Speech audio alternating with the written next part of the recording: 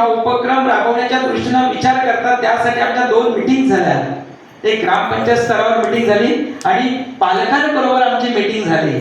पालकांशी आम्ही हितगुज केलं आणि हितगुज केल्यानंतर, चर्चा केल्यानंतर पालकांना असं वाटायला लागलं की आमची मुलं अशा पद्धतीने एकत्र येऊन वाचन करायला हवीत, कारण आमच्या मुलांचं वाचन होत नाही. त्यावेळेला आपण अशा पद्धतीचा विचार केला की कोणाचं मूल कमीत कमी दिवसातून अर्धा तास तरी वाचतं.